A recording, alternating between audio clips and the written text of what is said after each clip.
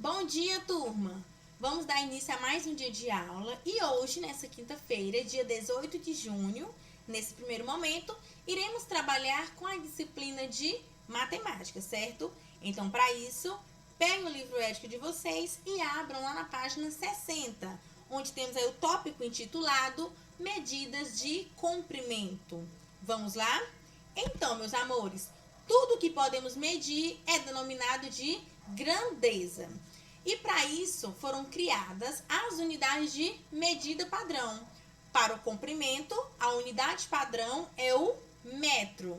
Algumas outras unidades de comprimento derivam do metro, como por exemplo, o milímetro, o centímetro e o quilômetro.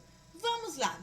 O milímetro, que é representado pela sigla mm, é uma unidade menor que o metro, ou seja, para formar-se 1 metro, são necessários 1000 milímetros. O centímetro, que é representado pelas siglas, pelas letras cm, também é uma unidade menor que o metro. Para formar-se 1 metro, são necessários 100 centímetros. E o quilômetro, que é simbolizado pelas letrinhas km, é uma unidade maior que o metro. 1 quilômetro corresponde a 1000 metros. Olha aí, observaram a diferença? Então, as unidades padrão mais utilizadas, não é isso?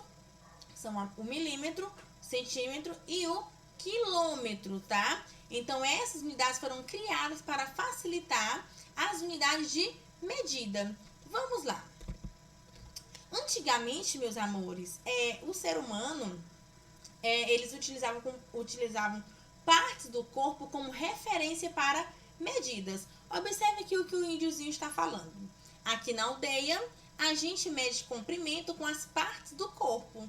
A largura desse gol, por exemplo, é cerca de 6 pés. Olha só, em outros casos, em outras situações, antigamente, os povos também utilizavam o polegar, não é isso? O polegar foi uma dessas técnicas utilizadas para medir, dando origem aí à unidade de comprimento conhecida como polegada. Então, antigamente as pessoas usavam parte do corpo para medir algo. E hoje em dia temos aí as unidades de medida que foram criadas para facilitar, né, isso nesse processo de identificação da medida de algum objeto, de alguma coisa.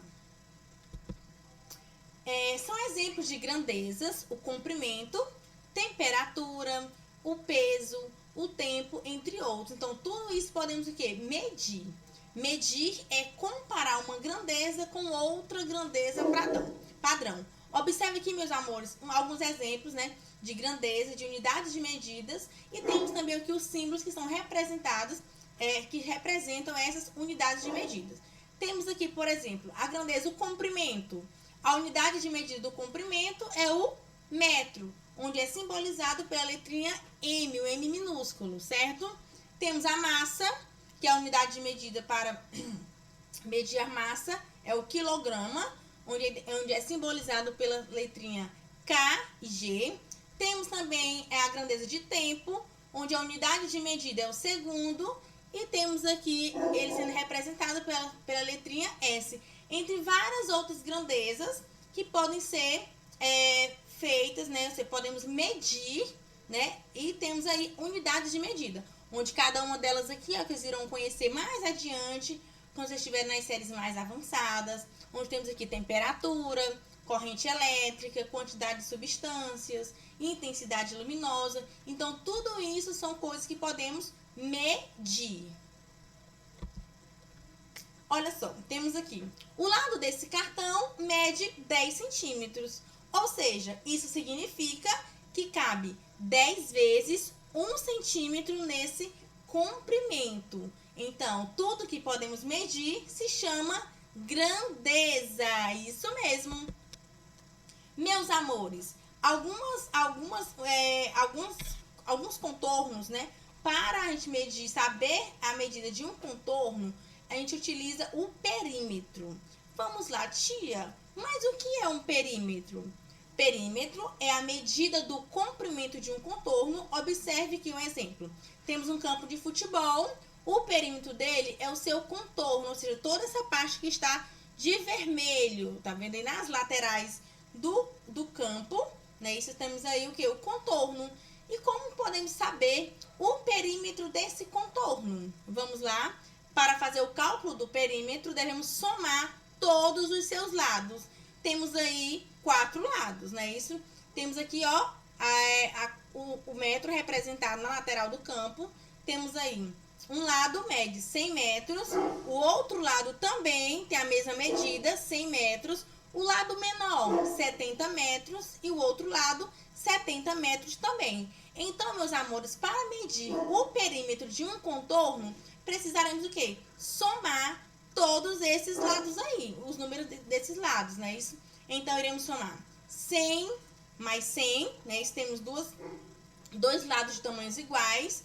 E também temos dois lados de tamanhos iguais aí de 70 metros. Então, você pode estar fazendo a continha 100 mais 70 mais 100 mais 70. Né? Isso, então, 100 mais 100 mais 70 mais 70. Que ao somarmos, temos aí o resultado 340 metros. Então, é assim que a gente consegue encontrar, né, isso, o tamanho de determinada figura através do perímetro, fazendo essa continha, tá bom?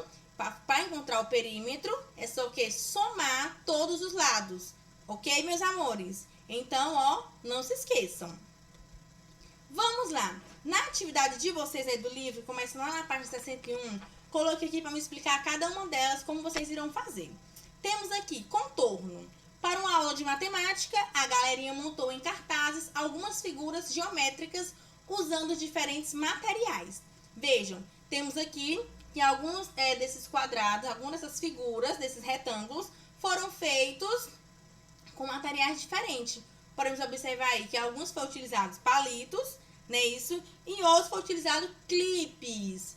Meus amores, observem o que está pedindo na questão abaixo, na página 61. Qual dos dois retângulos é maior? Use sua régua para medir. Ou seja, temos aqui somente dois retângulos nessa página, não é isso? Então, vocês irão identificar, né, responder se esses dois retângulos têm tamanhos iguais. Ou qual deles é maior. Para isso, vocês irão utilizar a régua, tá? Lembrando que a gente, quando for medir algo com a régua, né, isso, sempre começamos ainda, ó, lá começamos pelo zero, tá bom? Então, vamos lá, peguem a régua de vocês e vamos medir esses retângulos aí da página 61 e em seguida vocês irão responder aí no item A, certo? E assim também no item B e C, de acordo com essas figuras dispostas aí na página 61. Já na página 62, meus amores, temos aí uma malha quadriculada, onde diz o seguinte: cada quadradinho tem 1 centímetro de lado. Olha só, observe o que está sendo mencionado aí nessa questão. Observe cada figura e escreva seu perímetro em centímetros. Olha que fácil. Se aqui diz o seguinte: se cada quadradinho desse, cada lado de um quadradinho possui 1 centímetro, vocês irão contar quantos quadradinhos, quantos lados tem aí e depois irá somar, certo? Por exemplo, vamos contar aí quantos quadradinhos, quantos lados de quadradinho temos nessa primeira figura. Vamos lá? 1, 2, 3, 4, 5, 6, 7, 8, 9, 10, 11, 12. 12 lados. Olha só, então já sei. Se cada lado representa 1 centímetro, tenho aí 12 centímetros. E assim vocês irão fazer com as demais figuras.